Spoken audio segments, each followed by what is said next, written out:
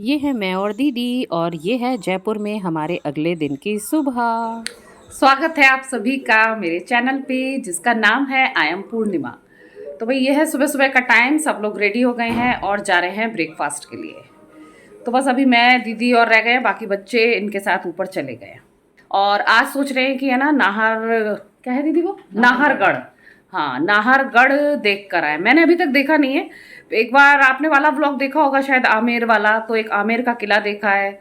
और बाकी जो लोकल चीज़ें रहती है ना, जैसे हवा महल है, जंतर मंतर है, और भी जो है चीज़ें वो सब देखी हैं। लेकिन हाँ, ये किला रह गया है, तो फिर आज की ट्रिप वहाँ होगी। चलिए पहले कर लेते हैं हम लोग नाश्ता। हमारा रूम 4th फ्लोर पर है और यहाँ नाश्ते के लिए हम आए हैं 1st फ्लोर पर। और यहाँ नाश्ते में मिल रहा है, ये 2 टाइप की कॉफ़ी है, मैंगो जूस है, और फिर ये है पोहा, ये है सूजी का हलवा, और इसमें है ये सांभर,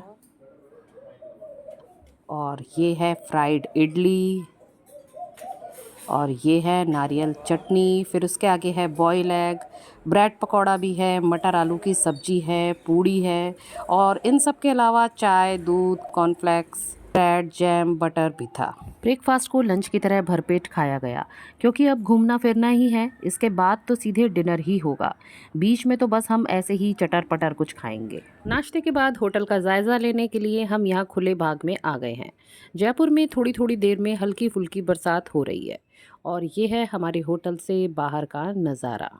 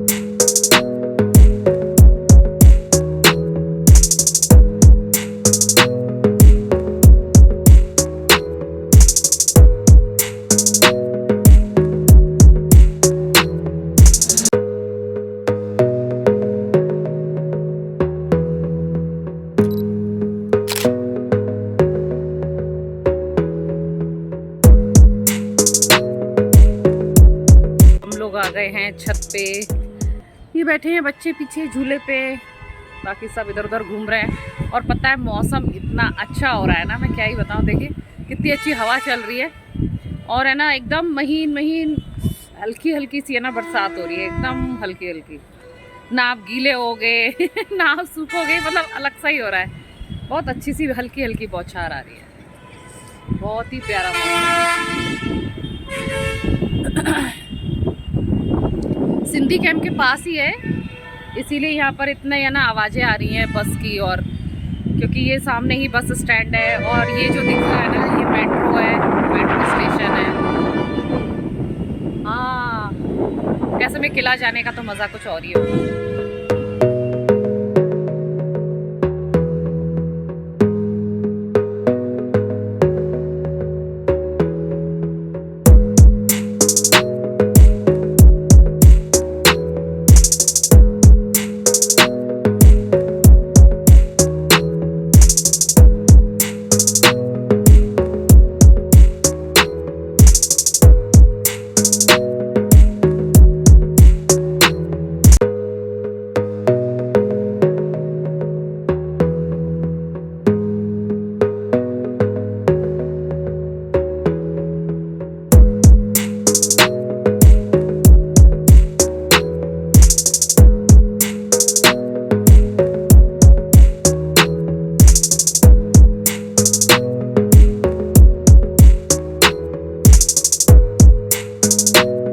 नाहरगढ़ का किला जयपुर से 19 किलोमीटर की दूरी पर स्थित है।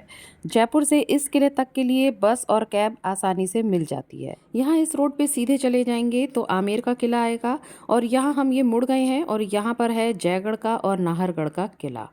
वैसे तो राजस्थान के किले घूमने का सही समय अक्टूबर से मार्च का होता है, पर सौभाग्यवश जून के इस महीने में हम यहाँ बारिश के साथ इसे घूम रहे हैं। पूरे समय यहाँ हल्की हल्की बौछार होती रही और हमें ऐसा लग रहा था कि जैसे हम मानसून के समय यहाँ आए हों। और ये है एक बीच में पॉइंट जहाँ से एक बढ़िया सा हमें व्यू देखने को मिलेगा। पूरे रास्ते में ना इस तरह के कई सारे व्यू पॉइंट थे कि जहाँ से आप वो जल महल वाला जो पानी वगैरह है ना वो देख सकते हो। और यहाँ इतनी तेज़ हवा चल रही थी ना, मैंने सोचा था कि यहाँ रियल वॉइस लगा दूँगी, पर हवा की इतनी आवाज़ थी ना, पूरे मतलब बहुत ही ज़्यादा फिर शोर आता और कुछ सुनाई भी नहीं देता। इसीलिए मैं यहाँ वॉइस ओवर दे रही हूँ।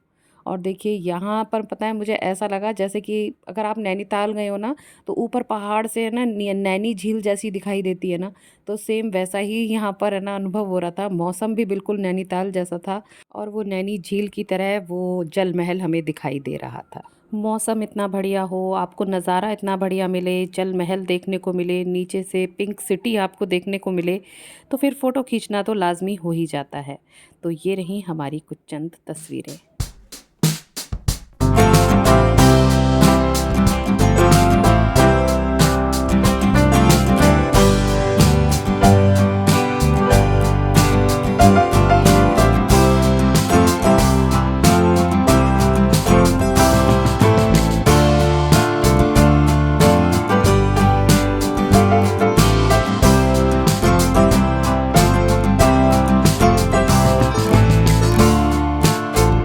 मन तो नहीं था यहाँ से जाने का, इतना अच्छा लग रहा था, लेकिन भाई हमें अभी किला भी देखना है और आज वापस आगरा भी जाना है।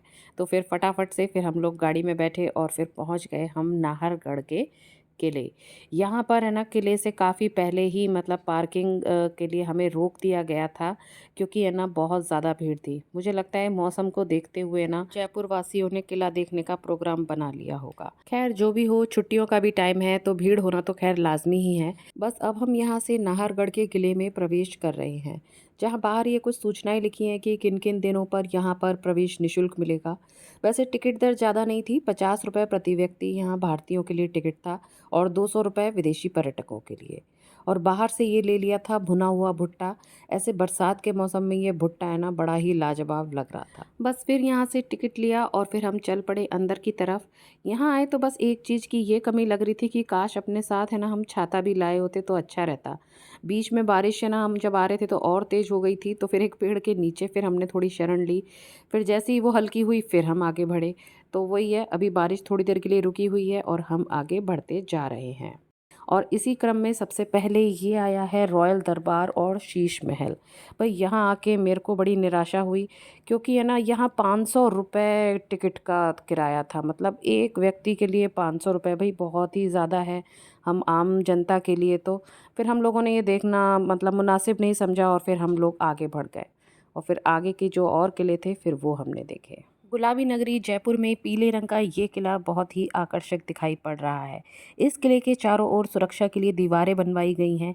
कहा जाता है कि यह किला पहले आमेर की राजधानी हुआ करता था। नाहरगढ़ के किले को जयपुर शहर के संस्थापक महाराजा सवाई जयसिंह ने 1734 में बनवाया था। इस किले की सबसे अच्छी बात यह है कि यहाँ पर कभी मुगलों ने हमला नहीं करा।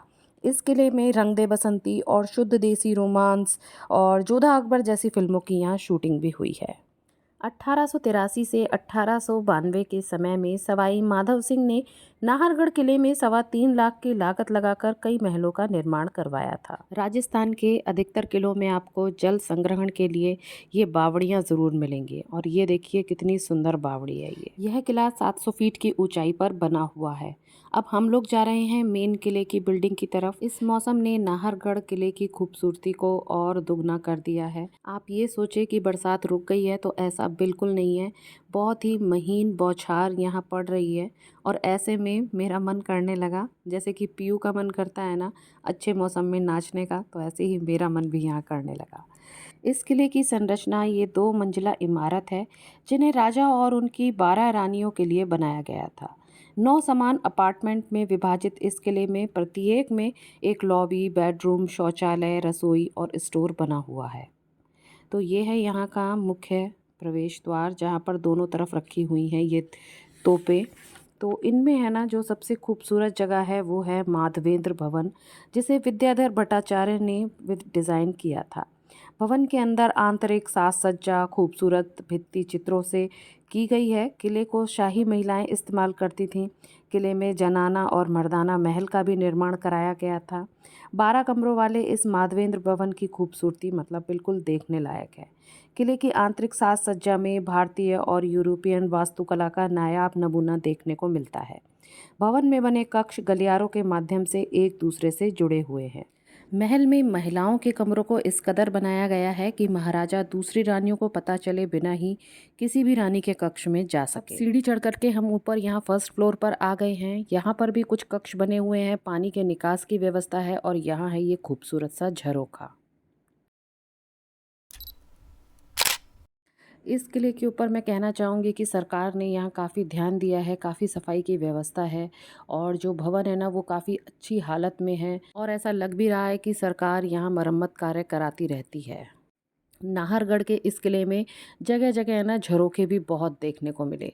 उससे ये हो रहा था कि इनसे जो ठंडी ठंडी हवा आ रही थी ना वो बड़ा ही सुकून दे रही थी।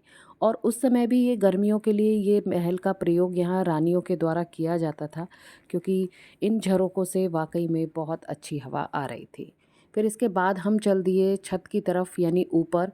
ऐसा नहीं था कि जाना मना था, आराम से सीढ़ियाँ थीं और ऊपर गए और यहाँ से देखिए जयपुर शहर का नज़ारा इतना सुंदर लग रहा था ना कि क्या ही बताऊं। चारों तरफ ये जो बुर्जियां हैं महल की ये दिखाई दे रही हैं, दूसरी तरफ जयपुर शहर दिखाई दे रहा है जिसके चारों तरफ है ना अरावली पर्वतमाला है, लेकिन इतनी धुंध है, बादल हैं, इसकी वजह से है ना कुछ दिखाई नहीं दे रहा है और ऐसा लग रहा है कि उस साइड शायद बरसात भी हो रही है, क्योंकि मौसम एकदम है ना हो गया था, एकदम काले काले है ना बादल आ गए थे, तो ऐसा लग भी रहा था कि बरसात होने ही वाली है। और फिर पता है हम लोगों के देखते देखते थोड़ी देर में फिर बरसात होने भी लगी और इतनी तेज़ हुई ना कि सारे देखिए सारे पर्यटक नीचे भाग गए हैं और फिर बस हम ही लोग हैं। फिर हम लोग भी फटाफट से फिर नीचे गए। अभी हम एक तरफ वाले भवन की तरफ गए थे, अब हम गए हैं वहीं पर ही दूसरी तरफ भी उसी तरीके के भवन बने हुए हैं। और यहाँ एक बात ये देखने को मिली कि जैसे कि है ना आजकल होता है कि अटैच लैट बाथ होता है, उसी तरीके के मेरे को यहाँ देखने को मिला कि ये प्राचीन काल का ये शौचालय है। तो ये भवन के पास पास में ही उनके एक गैलरी सी जा रही है और फिर वहाँ पर वो शौचालय बना हुआ है। तो बस यही सारे भवन ववन सब देख करके फिर हम लोग आ गए बाहर। और बरसात भी काफ़ी हो रही थी ना, पूरा हम मतलब कपड़े भी काफ़ी भीग गए थे। तो बस फिर ज़्यादा और नहीं देखा, फिर हम लोग आ गए बाहर। देखिए महल से पानी के निकास की कितनी बढ़िया व्यवस्था है। एकदम ढलान पर है और ये पानी एकदम जा रहा है नीचे की तरफ जंगल की ओर। इसके बाद फिर अब हम जा रहे हैं सनसेट पॉइंट देखने। हालांकि इसका कोई वैसे औचित्य नहीं है, क्योंकि ना तो हमें यहाँ पर कोई सन दिखाई दे रहा है और ना ही ये सनसेट का टाइम है। लेकिन फिर भी वहाँ से क्या व्यू देखने को मिलेगा, तो बस यही देखने के लिए हम सभी फिर उस ओर चल दिए। यहाँ से भी शहर का खूबसूरत नज़ारा देखने को मिल रहा था और थी अरावली पर्वतमाला। तो जाहिर है उसी अरावली पर्वतमाला के पीछे सूर्यास्त होता होगा, जो देखने में बहुत ही आकर्षक लगता होगा। खैर यहाँ पर हमने फिर बस ऐसे ही झरोखों के आगे तस्वीरें वगैरह ली और फिर हम और आगे चल दिए। इस किले से हम लोग बाहर निकले तो उससे पहले मैं आपको बताती हूँ यहाँ की एक रोचक गाथा। पहले इस किले का नाम सुदर्शनगढ़ था, जिसे बदलकर नाहरगढ़ रख दिया गया। ऐसा क्यों हुआ, इसके पीछे एक रोचक कहानी है। किले के बारे में कहा जाता है कि जब यहाँ निर्माण कार्य शुरू हुआ तो तभी से यहाँ किसी प्रेतात्मा का साया है। कहते हैं कि दिन के समय जो निर्माण कार्य होता था वह रात्रि के समय ध्वस्त हो जाया करता था। फिर इसकी जानकारी एक तांत्रिक को दी गई और उन्होंने अपनी विद्या से जाना कि ये आत्मा एक वीर योद्धा नाहर सिंह की है, जिनका युद्ध में सिर कटने के बाद भी धड़ लड़ता रहा था। तब उनके नाम की छतरी का निर्माण कराया गया और उसके बाद निर्माण कार्य सुचारू रूप से चला। तब से इस दुर्ग का नामकरण नाहरगढ़ हो गया। स्थानीय लोग आज भी इस किले को भूतिया कहते हैं। उनका कहना है कि इस किले में अचानक तेज हवाएं चलने लगती हैं, दरवाजे में लगे कांच टूटकर बिखर जाते हैं, फिर अगले ही पल यहाँ ठंडक महसूस होने लगती है। अपने अनुभव की बात करूँ तो सुनिए। ठंडक का एहसास तो नाहरगढ़ किले की तरफ चलते समय ही अनुभव होने लगा था। किले के झरोकों से तेज हवाएं महसूस हो रही थीं और जैसे ही हम लोग छत पर गए तो तेज बारिश होने लगी। कैसा लगा मेरा मजाक? पर वास्तविकता ये है कि ऐसा मतलब भूतिया टाइप का हमें कतई महसूस नहीं हुआ। बिल्कुल नहीं लगा कि ये एक भूतिया किला है। लेकिन भाई संभावना से इनकार नहीं किया जा सकता। कुछ गीले से कुछ सूखे से अब हम चल दिए हैं वापस अपनी पार्किंग की तरफ। तो कैसा लगा आपको नाहरगढ़ किले का इतिहास और यहाँ की रोचक जानकारी? मुझे कमेंट में ज़रूर बताइएगा। तो चलिए इसी बात पर देखते हैं कुछ चुनिंदा तस्वीरें।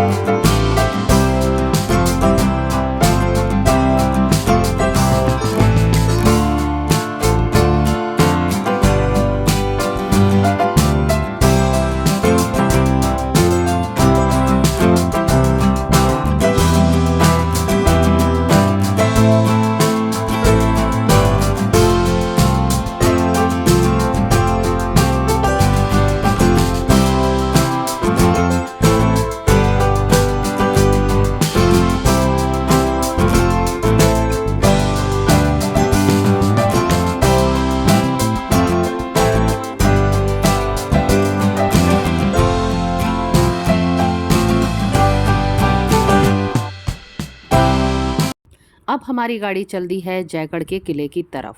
जयगढ़ के किले को सवाई जयसिंह द्वितीय द्वारा 1726 में आमेर के किले की सुरक्षा हेतु बनाया गया था। इस किले से आमेर के किले तक एक भूमिगत मार्ग भी जाता है और इस किले को विजय का किला के रूप में जाना जाता है। इस किले की सबसे खास बात यह है कि इस किले में दुनिया की सबसे बड़ी तोप जयवाना तोप रखी हुई है, जिसका कि प्रयोग कभी भी किसी युद्ध में नहीं हुआ है। इसका केवल एक बार ही परीक्षण किया गया था और जब इसको चलाया गया तो वहाँ पर जहाँ इसका गोला गिरा ना तो वहाँ एक बड़ा तालाब बन गया है। जयगढ़ का किला एक विशाल रेंज में फैली हुई आकर्षक संरचना है, जिसे घूमने में आराम से 2 से 3 घंटे का समय लग सकता है। वैसे टिकट लेकर आप पैदल भी अंदर जा सकते हैं, घूम सकते हैं और अपनी गाड़ी भी अंदर ले जा सकते हैं, जिससे पता चलता है कि ये किला कितना ही बड़े हिस्से में ये फैला हुआ होगा। यहाँ तक आकर ऐसा लगा कि अगर जयगढ़ का किला देखने बैठ जाएंगे तो काफ़ी समय लग जाएगा।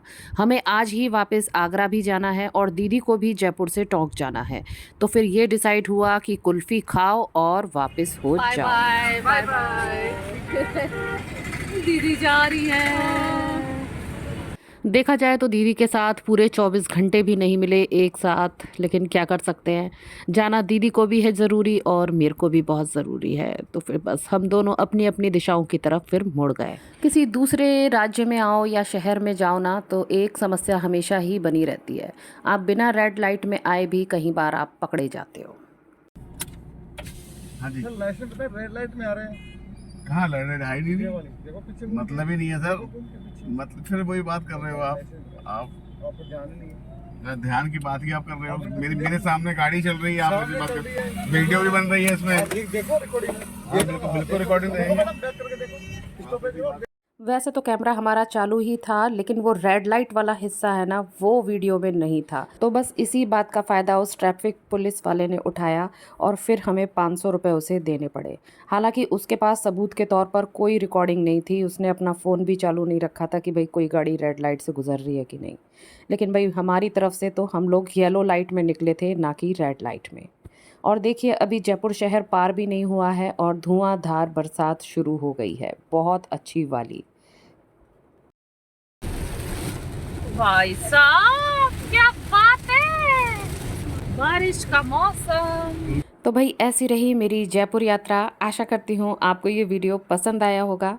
मैंने ध्यान नहीं दिया है कि वीडियो कितना लंबा बन गया है, क्योंकि मैं सारी ही बातें आपके साथ मतलब शेयर करना चाहती थी और उनको कवर करना चाहती थी। फिर कुछ नहीं, फिर यहाँ से बारिश का आनंद लेते हुए हम लोग फिर आगरा पहुँचे। आगरा पहुँच के यहाँ पर फिर पता है कहीं से घूम कर आओ ना तो फिर अपने घर के वो दाल चावल ही बहुत याद आते हैं। तो सबसे पहले मैंने एक कुकर में चावल बनाए, दूसरे कुकर में दाल बनाई, थोड़ी सी लहसुन वाली चटनी बनाई, थोड़ी सी कड़ी कल की रखी हुई थी, थोड़ा सलाद था और ये मठा बना लिया था। बस ये सब खा पी के फिर हम हो गए थे टन। रेगुलर व्लॉग में फिर आपसे मुलाकात होगी, तब तक के लिए tata bye bye and thanks for watching.